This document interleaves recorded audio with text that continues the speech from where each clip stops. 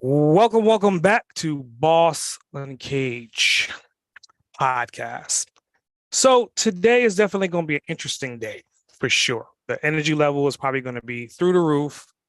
I'm just gonna go to this man's nickname. I literally, when I first met him on a chat, and I looked at a couple of his pictures, and I was like, I can call him the brolic boss, the swole boss, the muscle boss, the fit boss, the body rock boss. And I decided to kind of go on an old school terminology from New York. He is now and forever will be known as the Diesel Boss. So I want you to kind of tell our audience a little bit more about you and what would you like to talk about today? Yeah, to bring it way back, I wasn't always the diesel boss. I may have felt like that inside, one day wanted to get there, but I started my journey very skinny. I was dealing with anxiety and depression. This is back in, right when I had started college. And I found fitness, and fitness really had saved my life. And in a lot of different ways. First off, mentally, you want to get into the gym for a lot of different reasons, whether that be, getting more attention and getting swole and stuff like that. But I really, the positive attributes that came from it were so much larger than just the aesthetic. It was really about, how I was feeling and my confidence raising, really killing that depression and killing that anxiety. I fell in love with it, man. And I've dedicated my life to just helping as many people feel that way as possible. Cool. So, I think it's definitely interesting that you started off like you talk about your journey at being a young kid, roughly like around 19. And it was funny because I seen a picture of you and it was like you had like a crew cut and you looked like Yeah. you was like maybe 85 pounds soaking Yeah. wet, right? So I want to kind of just talk about like that journey from going to being that light to where you are right now. And again, you introduced yourself, but you forgot your motto. You forgot to smile and flex. Yeah, that's right. That's right. Well, I usually do that right at the end because I got to get all the content in first and then we flex and smile at the end. Okay. The lead up, like a lot of people are like, we all have a story. We've all gone through something in our lives that kind of helped shape us one way or another. And I came to a pivotal point in my life around the age of 18. After I had left the house, I had gone to college, and prior years leading up to that, we just went through a lot of struggle. There was a lot of pain. There was a lot of, and I just wanted a different life than I had experienced and I had seen. And I know that resonates with a lot of people that are going through life now, or young or old. And I said, the only way to make change is to actually make change. And so I went in and did the things that I could do controllable wise. And that was really getting into the gym and starting to work out. And I'm not even lying, like within weeks, I started feeling better. And I was like, what is going on? This connection between eating a little bit healthier, starting to work out, and ultimately that became not only my livelihood in my career, it ended up being, how I met my wife. My faith got a lot stronger. There were so many connections that happened because of that choice that I made when I was 18, that commitment to a lifestyle that really was quite abnormal for a majority of the population. And I just engulfed myself in it. And I was like, hey, if I can feel like this after everything I went through, I want to teach everybody that I come in contact with the rest of my life this same thing, so that they can wake up every single day happy and healthy and strong and just more prepared for the curveballs that happen in life. Mm-hmm. I think it's definitely a fascinating philosophy of like how you evolve. Because again, there's a lot of fit people out there, right? There's a lot of people that have gyms. There's a lot of people that are on Instagram flexing and everything else. But you not only do you have bragging rights, you're not doing it for that reason. But I want to kind of brag on you for a minute here. Obviously you were like the world champion at one time, right? You were on the cover of Iron Man Fitness. So I want you to kind of talk about like going from being someone that was trying to figure out who he was and build up your confidence to being on cover of magazines. Like that's night and day difference. Yeah, that was really a 5-year period, and I went the 5-year plan in college for a lot of different reasons. So what had happened is I was going through college, and I really still didn't know what I wanted to do. But I ended up getting a marketing degree, a bachelor's in marketing, and I had graduated college. So I had transformed my body from this 138-pound kid to about 175, 180 pounds by the time I got out of college. Like I was dedicated. And what I mean by dedicated is like me and my boys would go out to the bar or to the club, but my best friend knew that at 12 o'clock we would have to roll out. I didn't drink alcohol, none of that. And I was like, I gotta get back home because I gotta get enough hours to wake up in the morning and work out. And that was like how I lived. And I've lived that way for so long because it gave me my life back. It became a part of my identity. It became a part of my DNA. And then as I started engulfing myself in that more, these opportunities started to arise. So I graduated college and I went and got a real job. I knew that wasn't what I wanted to do. I knew I didn't want to wake up and do that job. I wanted to wake up and help people. So I like literally quit. My family was like, what are you doing, man? Like you spent all this money on college and now you're going to go be a personal trainer and making $15 an hour. And I was like, you know what? Like I'll figure out the money. I got to wake up and do what I love doing and what I really feel passionate towards doing.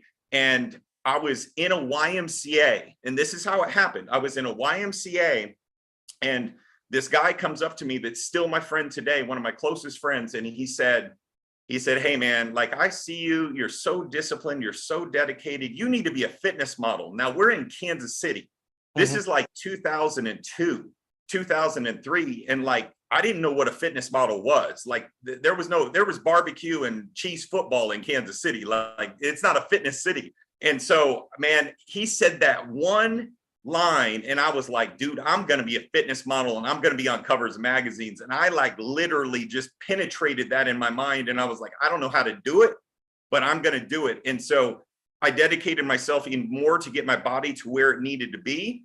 And then ultimately I used the power of social media marketing through MySpace way back in the day in MySpace days and using this platform to build a gigantic following. I think I had about 150, 170,000 followers on MySpace.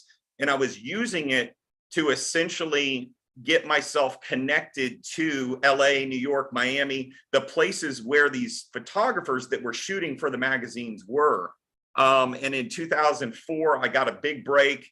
I got casted for a reality show in LA that was called Manhunt with Carmen Electra. It was like America's Next Top Model for men. That then gave me the first opportunity to shoot for the cover of a fitness magazine. And I did all that within like a 2.5-year period of time. I literally locked in it and was like, I'm going to make this happen. And then all of a sudden I'm like, oh my gosh, I'm a fitness model. And then fast forward about 10 years, I've been in over 120 magazines, fitness covers and magazines and TV. I did all this stuff. And at the same time, so that's my personal, at the same time, I was building this fitness transformation model in my mind of like taking people through the same transformation I took myself through. And that's how Hitch Fit was born in 2009. But I was utilizing it on MySpace back in 2006. So I ended up becoming one of the first online personal trainers in the world too. And it kind of happened by accident. So I was kind of working on two things at the same time. And what I'll tell people when it comes to success is I got a lot of no's, way more no's than I did yeses. But I just like my skin was thick and I was like, man, I am going to get to this goal. That dude, David, that told me you need to be a fitness model, like I'm going to be a fitness model. And, you know, fast forward, it helped me get to the place I am now. I think, you know, you brought up a particular year, 2004. So I want to talk about the 1 year after when you were at your peak, at your prime, 2005, a ladder falls in the road while you're driving. You end up in this ridiculous car accident. So those that don't know, obviously you've written a book. Chapter 2 kind of talks about all the details of what happened during that accident and how like the depression came back in. And I think you even made a statement saying, and I'm paraphrasing here, like you were looking at yourself in the mirror at your prime and you were seeing yourself deflate, like going back to that 19-year-old kid. So I want you to kind of talk about like how do you rise and then you're on the top of the mountain and then you get that reality check, you get deflated, and then now you're trying to figure out what's your next steps. That was one of the most challenging points of my life outside of early childhood into my teens, because I was literally at the peak of my career when that happened. I was heading to Tampa for a job. Like I was at the peak of my career. We had this freakish accident. I'm laid out from the gym for a year. I couldn't personal train. I'm not being able to pick up dumbbells. There's a lot of different stuff there. I had to go take jobs that were not a part of my identity to get through and pay the bills. It was very challenging. And because of those jobs, I found myself making choices that were very unlike me, being in the clubs, being in the bars, but actually drinking some and whatnot. And that was never me, you know, and I was never a big drinker, but any drinks for me was a lot.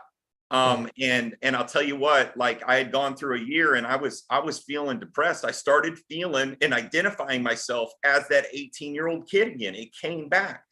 Not only was my physique changing, but you know, I knew at that particular point, I needed to work on the internal far more than I did even the aesthetic, because I was so focused on getting a specific look to get these jobs and do the things that I needed to do to excel.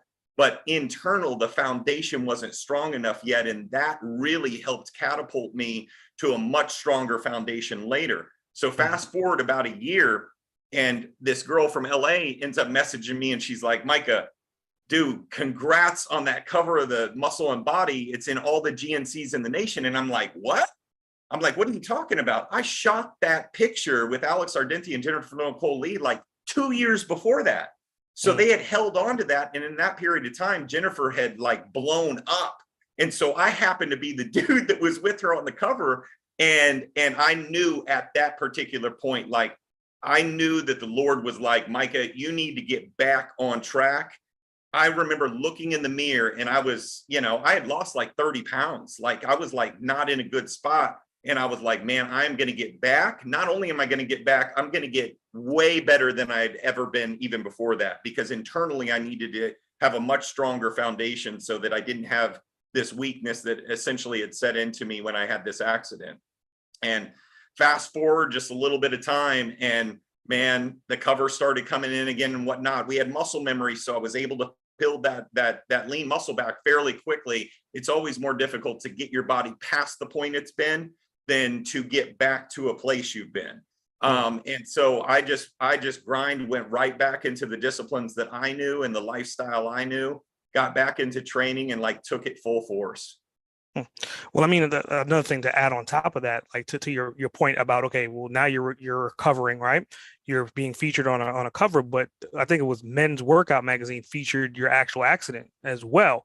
So Yeah. I mean, see, it was like a wake up call, but the cards were in alignment for you to kind of go to the next level, right? So I want you to kind of like talk about that for a little bit more about how does it feel to almost be at that point of absolute failure, and then you just keep on chugging, and then things start to work themselves out. Well, if you look at your life, and this is going to relate to everyone, the most growth that we get are in times of massive storms. So, you know, you have a different level of fuel and fire under you when you're trying to grasp for that last breath. And that's where I was.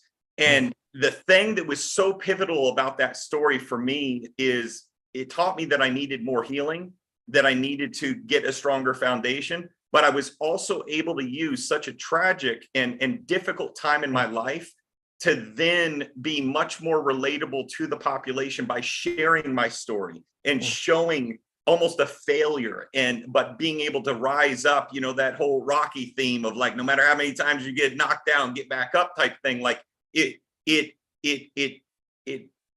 brought more grit and fortitude into my life because I had gone through that massive setback. And so now when I look at when challenges arrive or storms arrive, like I look at it now much, much differently, where I was terrified of it before. Now I'm like, dude, bring it on, because I know it's about to, you know, we're about to go through a growth stage. And every storm has been that way. So let's talk about another storm that it's from a marketing standpoint, right? You're saying that you were on MySpace. For the younger listeners, MySpace is kind of pre-Facebook. That's the reason why Facebook kind of took over, right? Yeah. But it kind of went away. It kind of became more so for music and musicians. So like, how did you then take your 100,000+ individuals and kind of transfer from that platform into a whole nother space and grow to where you are currently right now on multiple different platforms? Well, I think one of the most important things that you have to do is you have to be ahead of the game a little bit.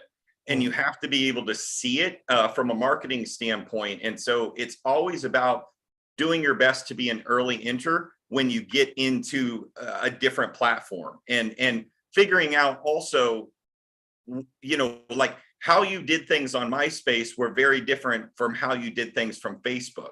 They were much closer than, let's say, Instagram versus Facebook, or LinkedIn versus Instagram or whatnot. But I still wanted to present the same sort of message, which was I was going to use my platform for good. I was going to showcase transformations and success stories.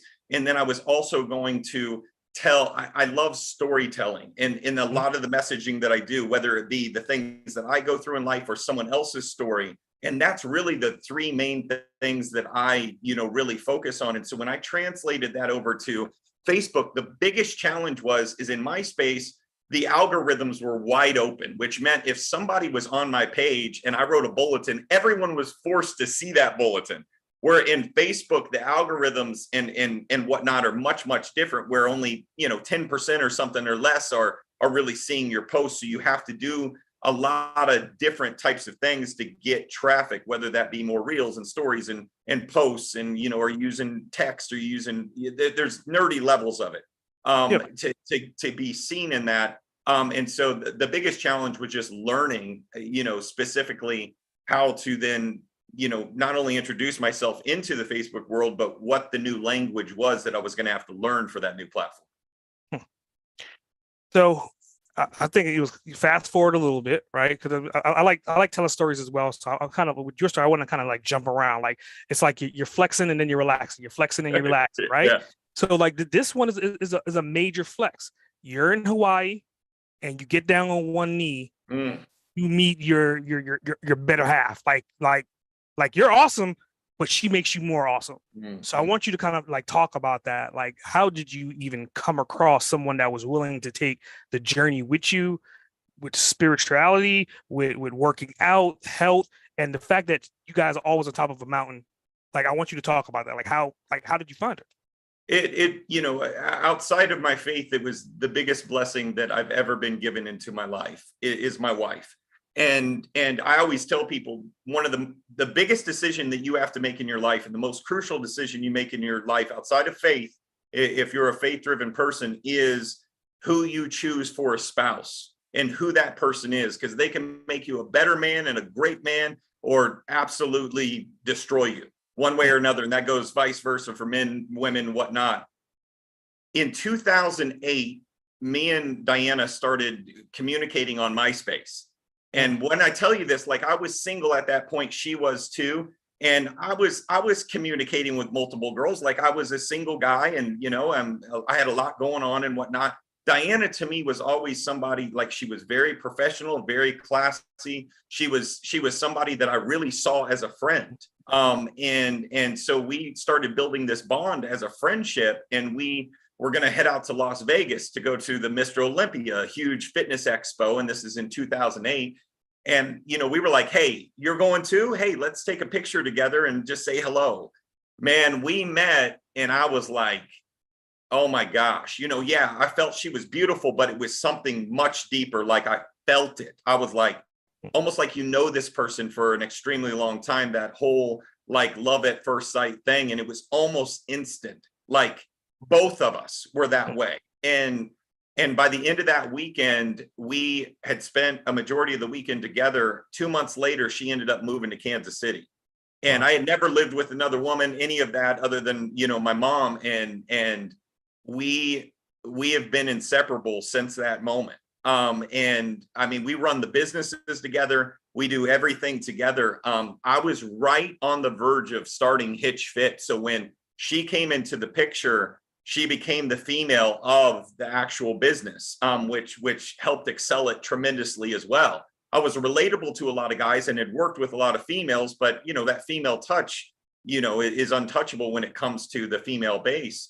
And she had her own heart story of overcoming quite a bit, and she had achieved a tremendous amount in the fitness industry. We were walking and we were aligned so perfectly when it came to lifestyle, which was a non-negotiable for me, and faith, which was a non-negotiable for me.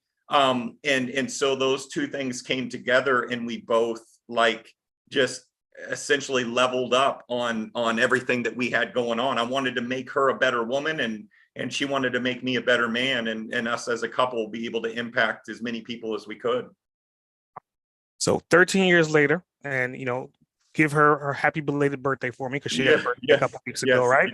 Yeah. So I want you to kind of like talk about what you guys do for the for her birthday, because it seems like every time her birthday comes around, you guys are kind of like on top of Plymouth Rock, some random place, whether it's Colorado or overseas. So I want to kind of talk about like what does it mean for you to conquer a mountain every single time you guys travel?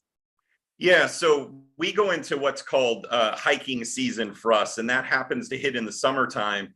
Our anniversary and then Diana's birthday is in August. So we went to Norway this year and hiked some of the most epic mountains in the world. Some of the just unbelievable.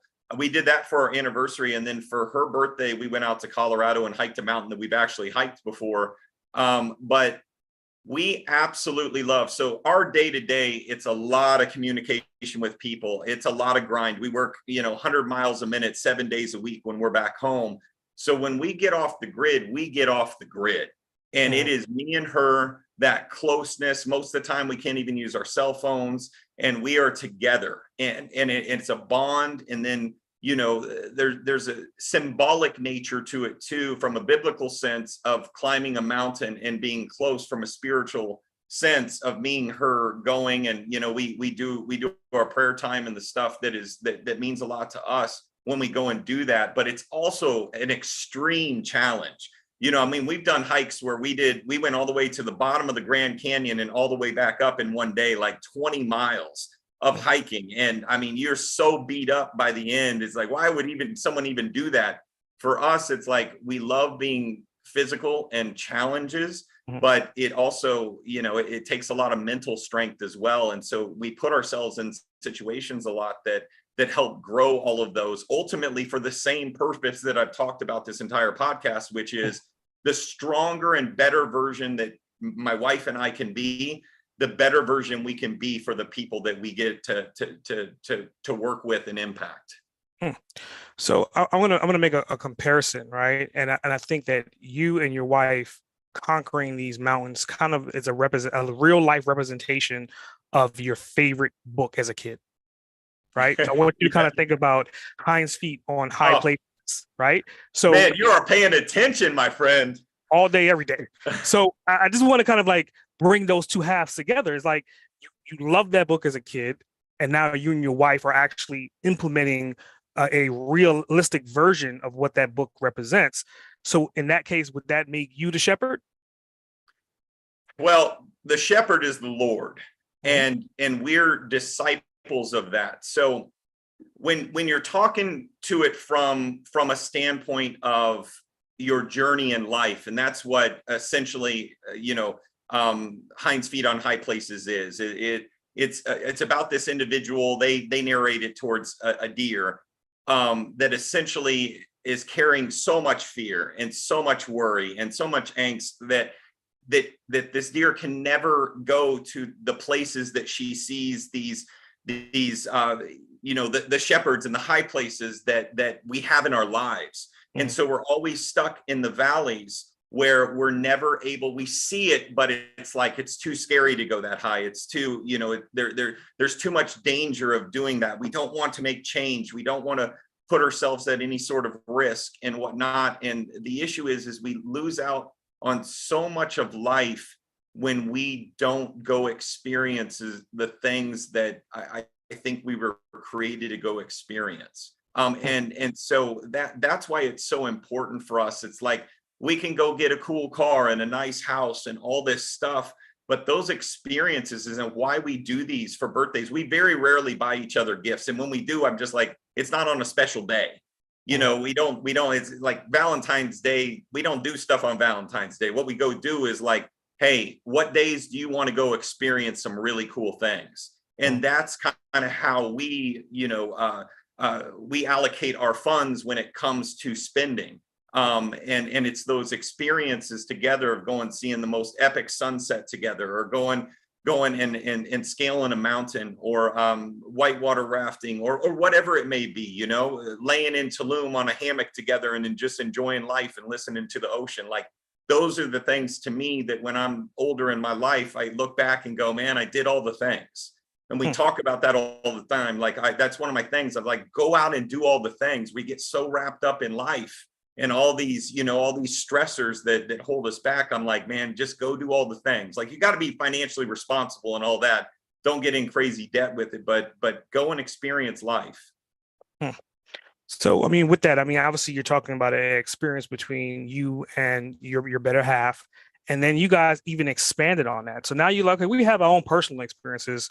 Let's start bringing other people into this environment. And so that's kind of like the dawn of the retreats.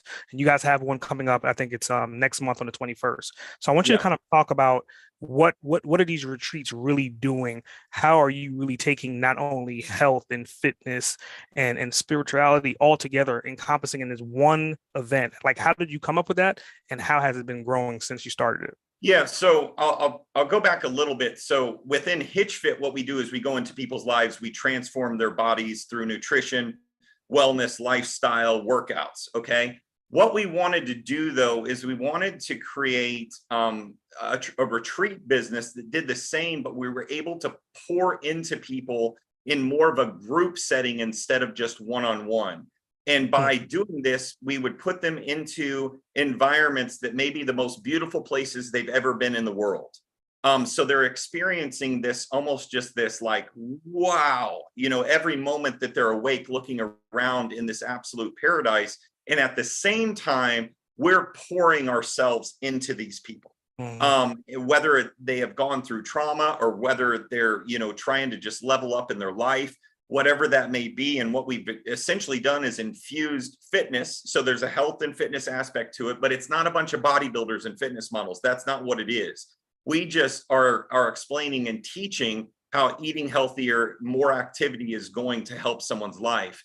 And then, you know, we have a business aspect to it, of financial gain for people that are, you know, interested in that side of things. We have the faith aspect, foundationally, the faith aspect for people that are interested in leveling up that way. But we also have people that are non-believers. We don't push that onto people. It's just a part of the retreats. And so we do a lot of these things in a group setting where, you know, we this last one we did in Mexico, we took them down to Tulum Jungle Gym, and we rented out the whole gym for a couple hours. And man, I mean, it was like when you went into a toy store when you were a kid. That's what it was like with a whole bunch of adults, you know. And a lot of these people aren't like big fitness junkies, but they were just like, man, all these giant wooden dumbbells. And if you haven't seen Tulum Jungle Gym, it's wild, man. But it, you know, we want to go into these people's lives and impact them in a way that when they leave that retreat, they are changed. And it's crazy because in 4 or 5 days, it happens. We've seen it with, I mean, we had 90 people at the last retreat, and we had at least 3/4 of those people end up writing and making major change in their life after that retreat. I think you got to also remember that a lot of people may not have the circles that we have in life. And so this may be the greatest group of people that they've ever been around. And it's not just the mentors. Everyone that's coming is pouring into one another. It is just a really powerful thing. And so a little over a year ago, my wife and I partnered with a couple, Travis and Brittany Just, and we created essentially what Rockbody is now. They had created it initially. We came in and partnered. And we had a really tragic situation happen this February where our partner Travis tragically died. And, you know, talk about a storm in life. That was a storm I had never navigated. Number one, a partner, but also like a best friend. And then we still got to carry on. Like, we still have to show up to this retreat and pour into people. But man, I was dying inside. And this is where the faith came in and got me through it, you know.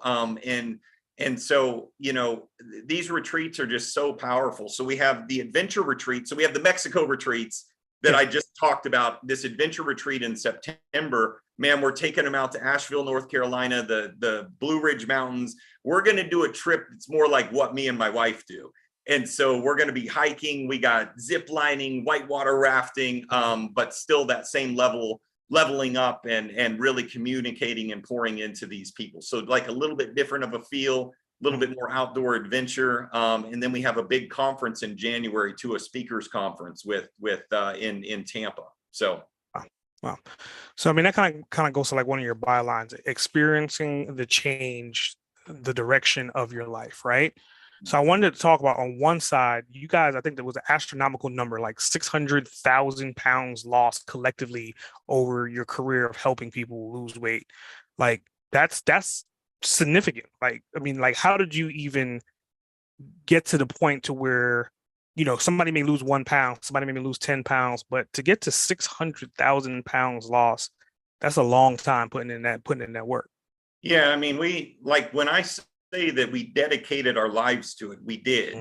But a lot of people dedicate their lives to it, but don't get the reach that we were able to get. Mm. And so because we were early into the market, and we were pioneers in the online space, it allowed me to grow it massively. So those 600,000 pounds were 81 countries of clients. Mm. That those were two to three gyms. I had 3 gyms at one point of doing transformation in Kansas City as well. And then my wife and I, I'm celebrating 25 years since committing my life to helping other people, and she's really close to that. So we're almost 50 years combined. And so those numbers, like that, to me is what success is. It's going in and going, you know what? Yeah, you got to make money and all of that. But I wanted to just impact as many people as I could every single day I woke up. Whatever opportunity that God brought me, I'm like, okay, I'm going to pour into this person, regardless if it's the person at the grocery store, a complete stranger. If I have the ability to give some knowledge or some encouragement, or a seed that they may end up, instilling in their life, then that's what we were going to do. And my wife and I just operate the exact same way when it comes to that. So I would think right around that time, right? That I would say this is probably when you kind of fell, or maybe Randy found you, or you found Randy. So those that don't know Randy, he's the founder of Go Big to Give Big, which kind of leads us into giving back 10% of all your proceeds. And you guys have been doing it for a period of time in Haiti. So I want to kind of talk about when did you get in contact with Randy, and like how did that obviously change your business to where it is right now? Well, yeah. So Randy and I were connected through one of my very good friends, one of my circle people, Marcus Collius, who was the owner of Magnum Nutraceuticals. Me and him have been friends for over a decade. And he's like, I had put this thing out. I was like, hey man, I want to do 50 podcasts by, October. Here's what I want to do. And Marcus wrote me and it's like, man, I just did a podcast with this Randy guy. You will love him and his mission. So we started talking and I'm like, man, I really like this dude. And we've gotten quite a bit closer. My wife has too, with Randy, and seen some just amazing things with him. And so we were very aligned with how we were giving with Randy. And so ultimately, over a decade ago, my wife was going on mission trips to Haiti. The first time she came back with, I think, 10 or 15 children, essentially, of like, hey, we're going to sponsor these. I'm feeling called to do that. The second time she went, she came back and she was like, she gets emotional every time that she tells this story, but she was feeling called that these were our children. We don't have any biological children ourselves, but these were our children. And so we ended up sponsoring the entire school, which at the time was about 100 kids. And, God was very clear to us that he would never let the oil run dry. We've had peaks and valleys within our business, tough months and months that were good, but those kids have always been taken care of since we committed to that. So that's been over a decade now. So essentially what that breaks down to is at least 15% of every dollar that's made out of the gyms before I pay any bill goes to Haiti.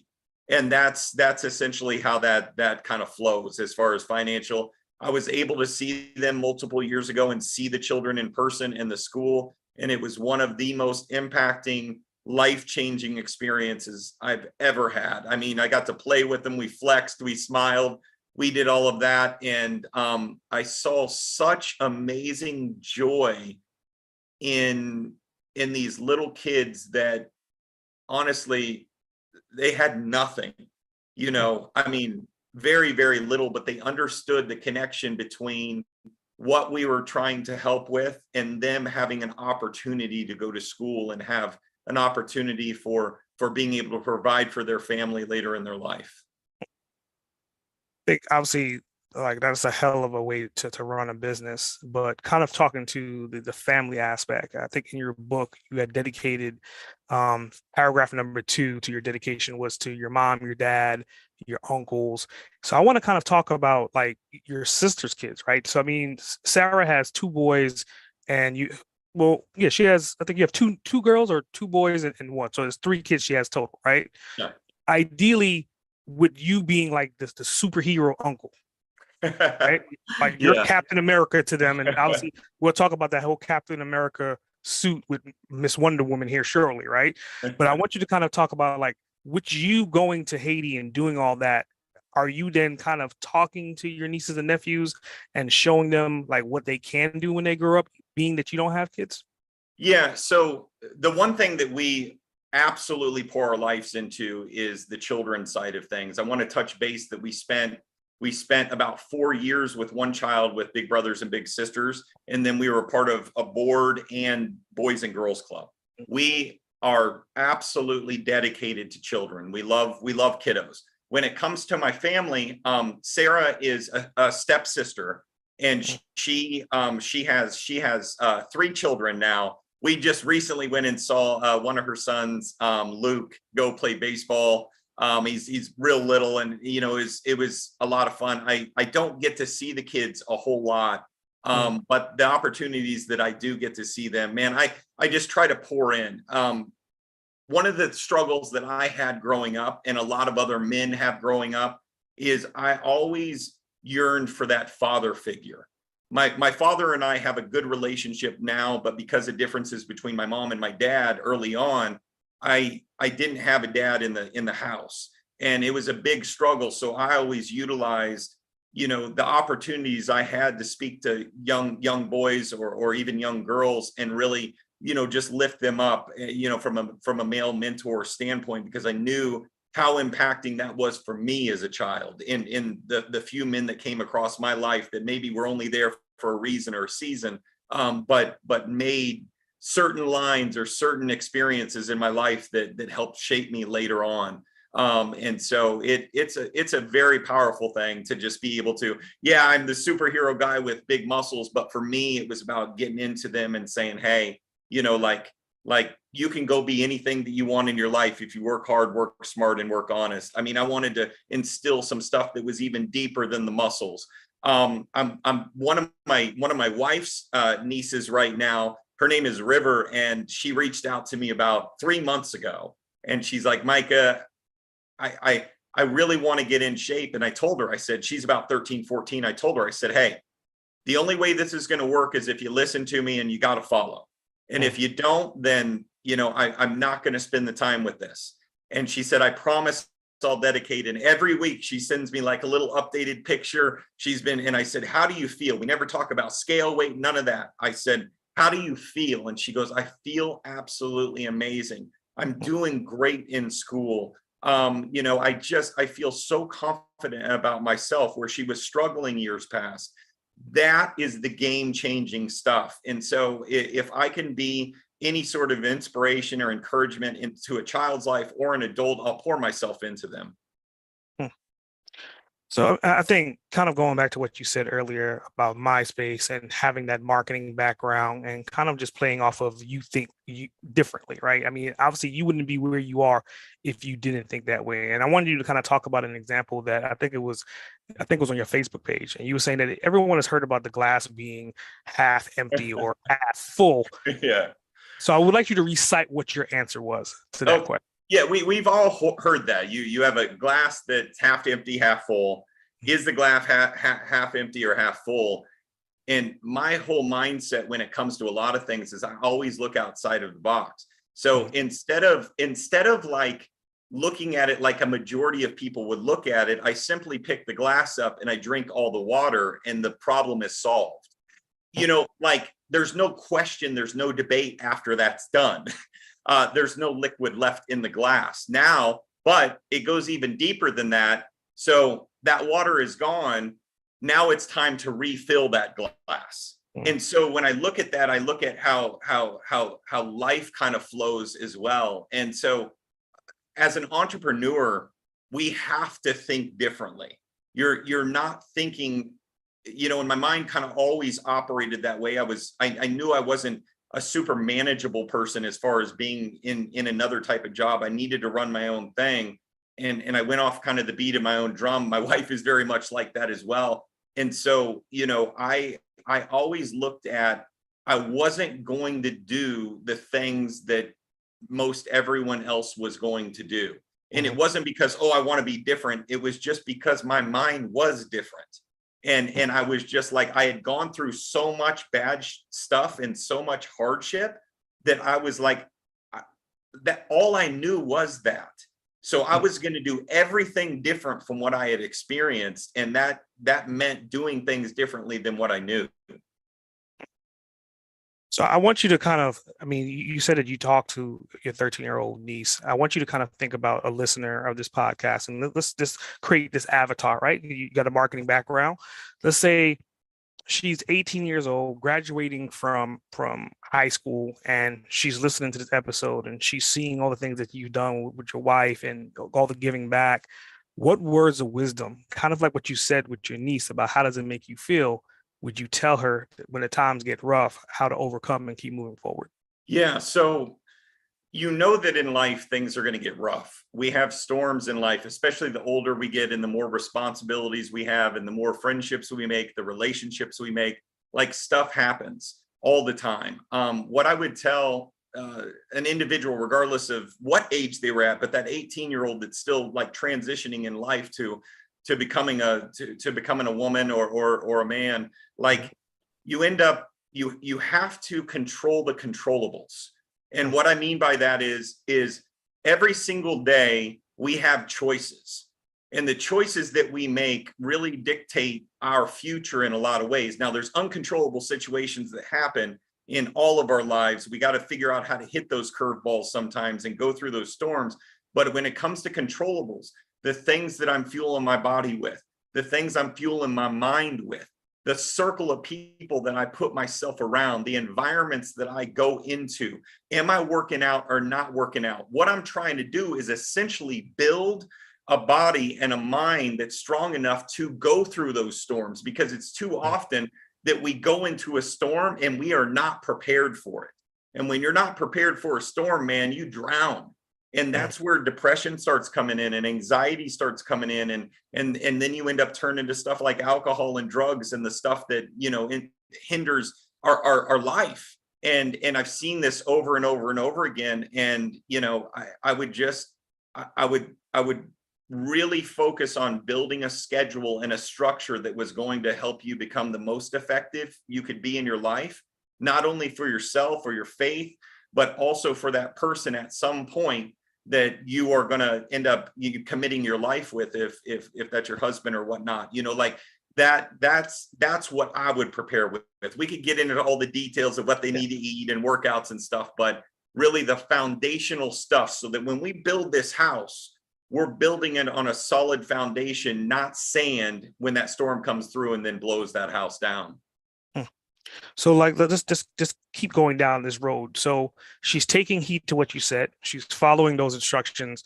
And let's say you want to give her some homework. Let's say it was a particular book that you read on your journey that made you who you are today. What book would that be for you to recommend to her? Oh man, I could say quite a few. The first one I would read would be A Purpose-Driven Life, The Purpose-Driven Life, a fantastic book. And I would read it yearly, because it has so many good nuggets. There's another one I would read that is specifically about perspective. Perspective is so huge because of the way that we look at things and perceive things in life. We kind of create sometimes just falsities in our mind When you look at the big picture, it's something much different. And that book would be the Noticer by Andy Andrews. That book is money. I love that one. The Noticer too, and Just Jones is a really good one. He had a couple there that were really strong. I mean, obviously, Get Into the Word. That's going to be very powerful for faith-driven person. Get your devotions in and whatnot. Yeah, those are the key ones that I'm really rolling with. But there's so many there's so many books out there that I was never a big reader, to be honest with you. I grew up playing a lot of video games. Like, I loved video games and whatnot. I still play today some, but there's importance in sitting down and getting into some really wise people and the way that they're looking at life and how they're tackling life. A lot of these people have a lot of wisdom and nuggets that go into your mind, and just implementing even some of those things into your life makes your life easier. Wow. So the third item, she wants to get in contact with you. She wants to work with you. Where do you send them? Do you send them to social media, to your website, email? Yeah, hitchfit.com would be where we send a majority of people that are wanting to work with us online. Emails, Micah LaCerte at gmail.com. Instagram is Mr. Hitchfit. I mean, fortunately, I have one of those names that no one else has in the world. So Google and my name, we're all over the place, but those would be the main places that I communicate with. I do a lot of stuff on Facebook. That's, Facebook is a lot more, and a little bit of LinkedIn too, is a lot more of my storytelling type of approach to my platforms. If you want to get a better understanding of who we are, Facebook would be, probably the avenue to follow us through. Gotcha. So I want to talk about, I think it was a YouTube video that you had, and it was some scrolling text. It was the original picture of you, like around 18, 19 years old. And you had compared yourself to, you wanted to look like Van Damme. Oh, yeah. Yeah. So do you think you're comparable to Van Damme at this point? Probably a little bit bigger than Van Damme now. Did you live up to it? Yeah, I got bigger than Van Damme. When I was a kid, he just looked so huge comparative to where I was at. So I think, man, my mom took me to see Kickboxer in the movie theater, and it like changed my life. And the one scene that changed my life was when he had to kick the tree. And if you remember that particular scene, he's like, he's in so much excruciating pain. And essentially, his master's like, hey, man, like, kick the tree. And he's like, I can't kick anymore. He's like, get your stuff and leave my house. And what he was doing was he was teaching this level of discipline, like his mind was stopping him. And then he ends up kicking down the tree, and I think it was such a, all those movies back in the day were kind of cheesy, but like it changed. As a 12-year-old, I was like, man, like, look at that discipline, look at that dedication, all this training to then end up beating Tong Po eventually, like that. Yeah. That to me, like, those movies always I gravitated towards, and his physique specifically from an aesthetic standpoint, I looked at and I was like, I could achieve that physique. Where I looked at the Arnolds and the gigantic bodybuilders, and I was like, man, like, there ain't nobody in my family that, that could have a physique anywhere near that. We weren't genetically gifted with just gigantic, So the Van Damme body was definitely something more, attainable. And I just liked him in movies too. So I would say that that's definitely one of your achievements. I mean, the fact that you said it so long ago and then you actually overachieved that. I want you to kind of think about, what is your most significant achievement to date currently? Oh, I mean, the children in Haiti is the most impactful, most important thing to me. Being a fantastic husband is right up there in my faith. Being bold in that is also, from a fitness standpoint. I mean, winning a world championship was crazy. That was nuts. My very first cover, though, the one of Men's Workout, and this is back in 2004, that workout, or that magazine cover, absolutely changed my life. It was the first one. And I remember I didn't have hardly anything. I'm like super broke at this point. And I go into a 7-Eleven. I had to drive like 20 minutes. I heard it was out. I go into a 7-Eleven and I'm next to like Tom Cruise and Arnold or whatnot. And dude, there I am. And I'm like, I get like a couple copies. The people in the 7-Eleven are freaking out, like, you're on a cover of magazine, you know, because it was just, nobody had done that in the Kansas City area. And I just remember thinking like, all that work I put in and all those days that everybody was like, what are you doing? You're wasting your time. Why are you so disciplined? You know, whatnot. And I was like, boom. And that to me, it wasn't a gigantic payday, but for me, it was a success in proving to myself that this vision that I had, and that's probably one of my biggest strengths, is using the power of visualization to become reality. I have this innate ability of like locking in at a discipline that a lot of people cannot lock in at to achieve a goal. And that has to do essentially with getting out of pain from earlier in my life. And so I've just associated it in a really positive way. So yeah, that was a major game changer. And the last thing that was probably the most impactful thing that I've ever done was in 2009. We had just started our business. We were living in an attic. We didn't have any money, but we had these big dreams. And I get a call from The Biggest Loser, which at the time was a huge show. And they're offering me money. They're offering me fame. And they wanted me to be a trainer on their show. And I talked to them for about an hour and explained to them why I couldn't be a trainer on their show. Because foundationally, I knew what they were doing was wrong. I knew that they were setting these people up for absolute failure. Even though we hadn't seen the stats yet, I knew enough about the body to know that they were ruining these folks, all for TV ratings. They called back a second time going, hey man, we'll flow with your flow. And I said, my flow is not going to get TV ratings. It just won't, because you need big numbers on the scale every single week.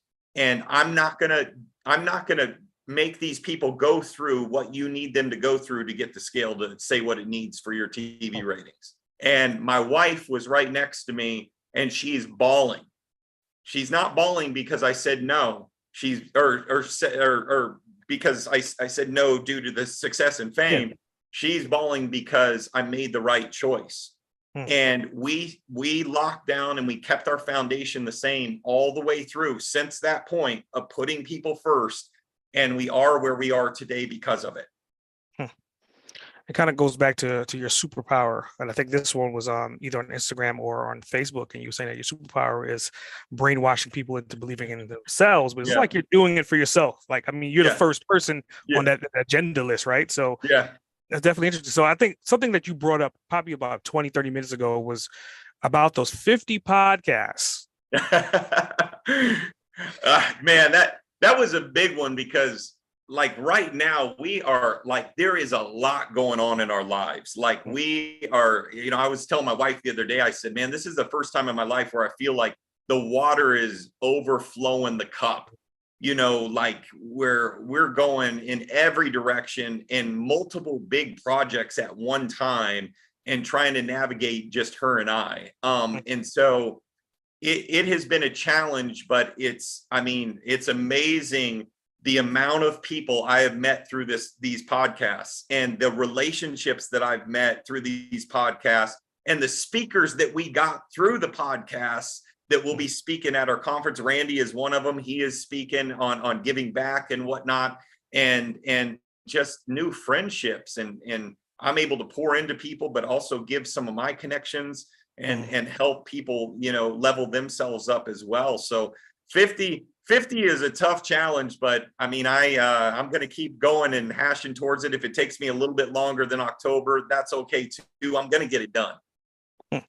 So just by you saying that, it sounds like you're on a football field, you're talking to the team, you're coaching them. So I want you to kind of talk about what is your infatuation with the colors that I'm wearing right now? Why don't you tell the audience, why am I wearing these colors right now? Oh man. So I'm a gigantic Chiefs fan. Like I'm like monster Chiefs fan. I see Travis Kelce all the time because he lives in our neighborhood.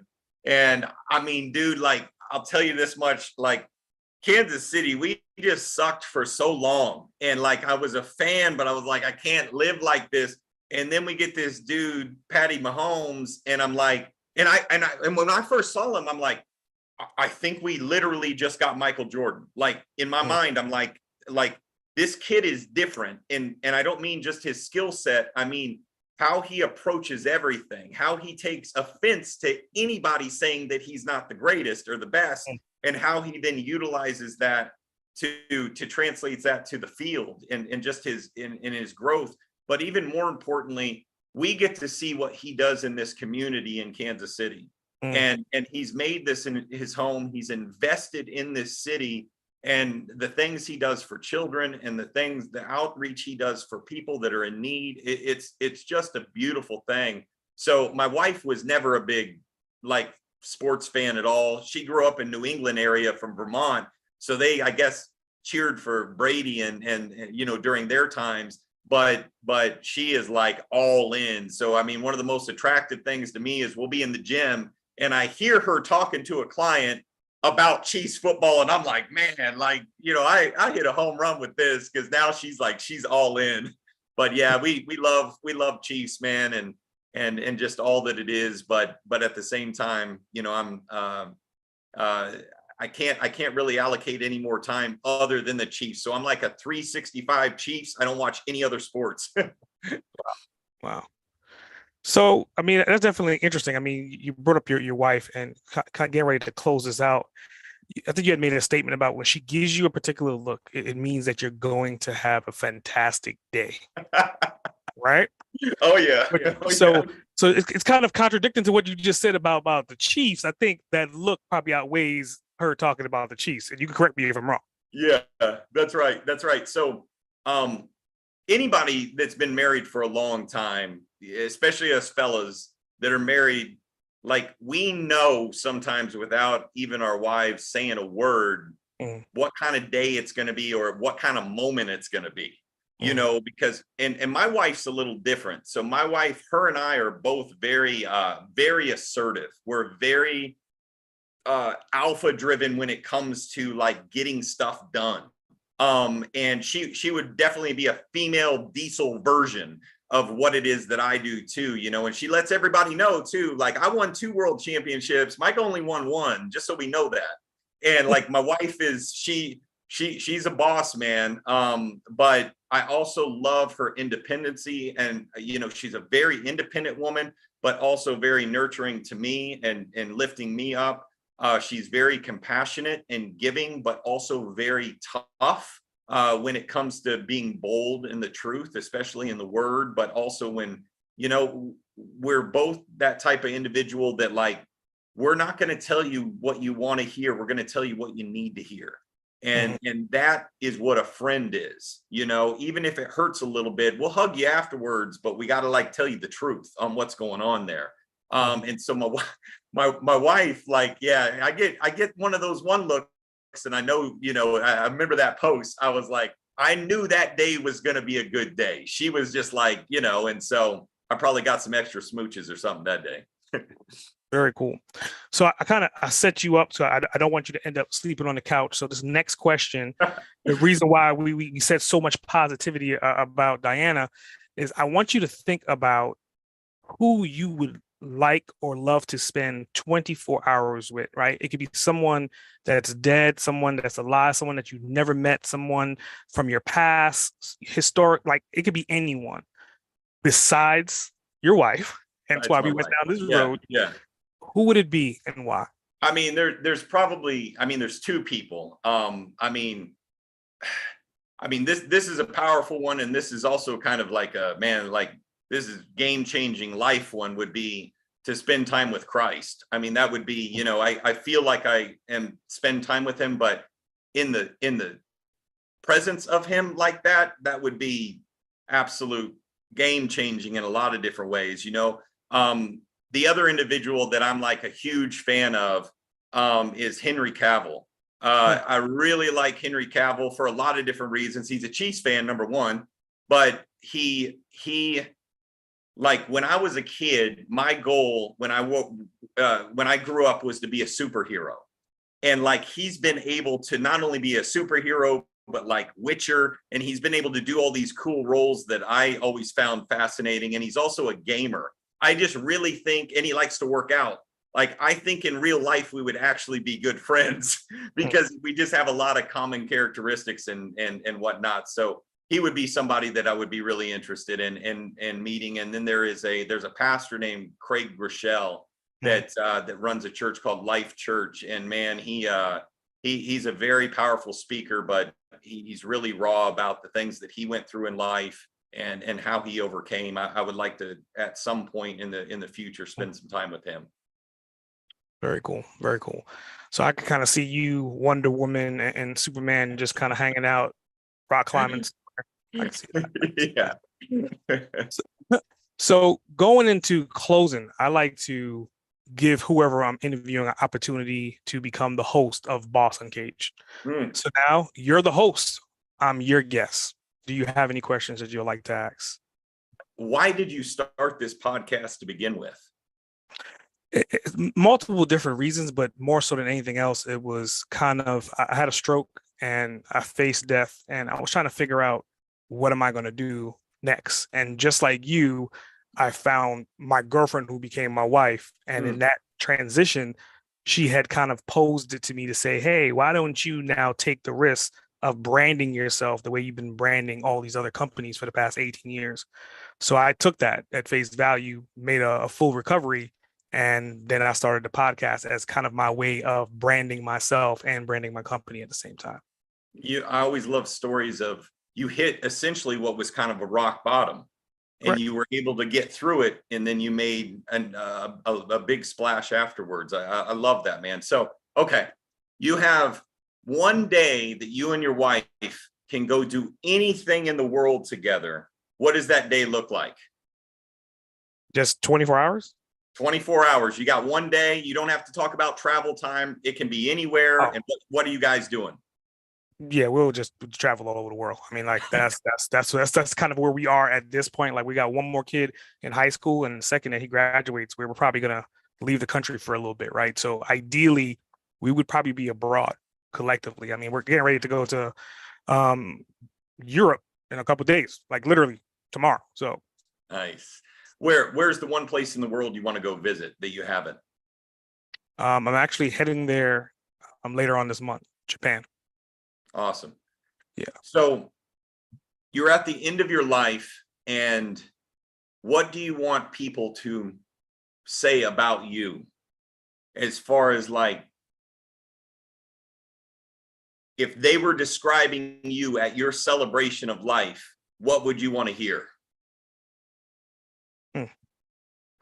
That's something that's pretty interesting, because I never really thought about it in that way. Only thing I would think about, and I tell my wife this all the time, is like, obviously I think I'm going to die before you. And so when I'm on my deathbed, by then technology should catch up to where you could upload who I am now into the cloud. Right.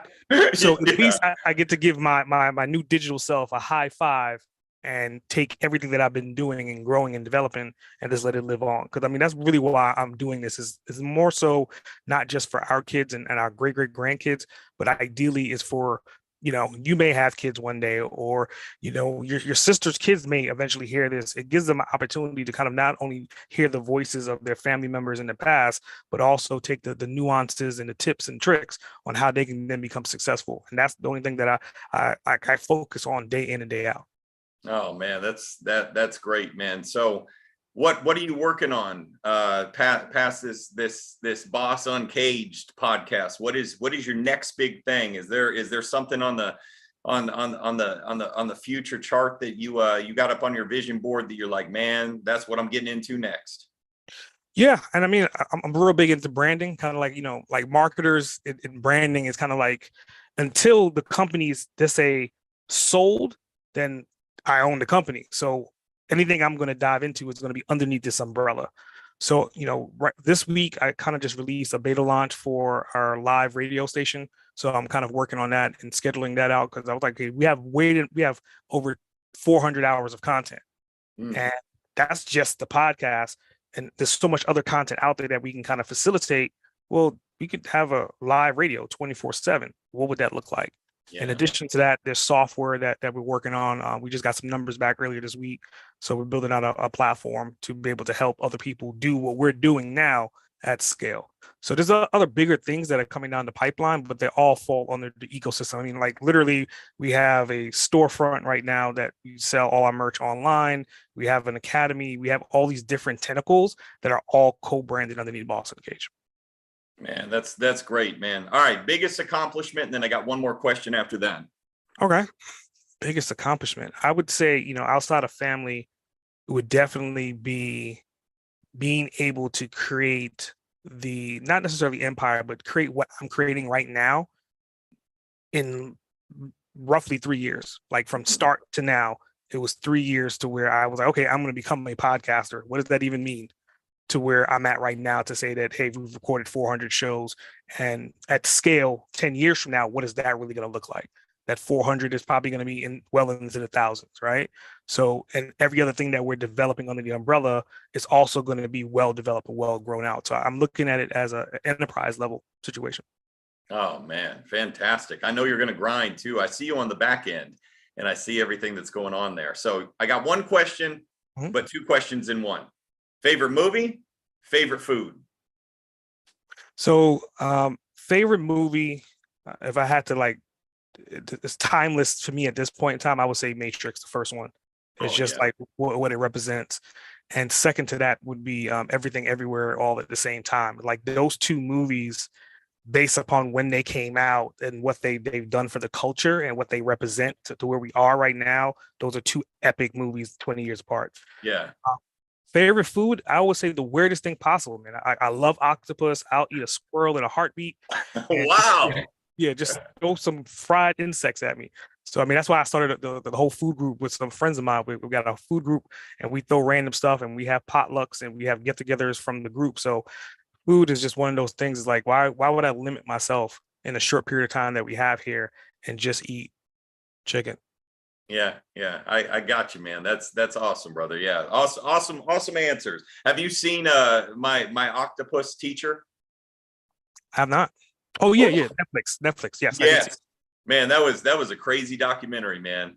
Yeah. I didn't octopus, man, they're like alien like crazy how smart those things are. Well, since you brought up Netflix, I want to kind of talk about like real quick going into closing, the painkiller. You did a post about it. Was that related to when you had the car accident? Did you see some commonalities in that? Yeah, I fortunately never got on any medications. Like I just dealt with pain. I was never into meds and doing prescriptions and stuff like that. But for me, when I make posts like that, it's very truth driven posts Mm, that also relate to other things. Like mm, I know people are struggling with a lot of different things. And so a lot of the times I'll use kind of curate something that was already created, which was the movie Painkillers, and then bring it into real life on how to overcome those things and those challenges that end up coming in your life. When something, you got to go through, sometimes you got to use medications for pain and whatnot, but yeah. we don't want that to end up being the reason that we end up losing our life too, because we become addicted to it. So you got to go into those things knowing that that's very temporary, and we're going to use every other way of the controllables that we have in our lives to heal our bodies. Wow. Wow. I mean, with that, Micah, better known as the Diesel Boss, we definitely appreciate you. I mean, we went on definitely a roller coaster of your life today, and I think anyone that's listening could kind of see the ups and downs, and much like how you were thinking about Van Damme, I'm sure there's someone thinking about becoming you down the road. So you're inspiring people in your journey, and I appreciate that. Thank you, brother. I appreciate you very much. And we can't end this podcast. I don't know when you're ending it, but we can't end it without flexing and smiling. So we got to do that at the end. Well, go for it. I mean, go ahead and flex and smile, man. I mean, You got to do it too. We do it together. I call people out. It don't matter. See this, and what people don't realize is flex and smile is not about big muscles. Flexing and smiling is something that's inside of you. What that means is you're translating and saying, hey man, I've overcome. I've gone through those challenges of that stroke. I'm doing better things in my life because I got off the ground after a rock bottom. That's what flex and smile means. Fair enough. All right. Enough. All right. Let's flex and smile. Yeah, buddy. I love it, brother. All right, man.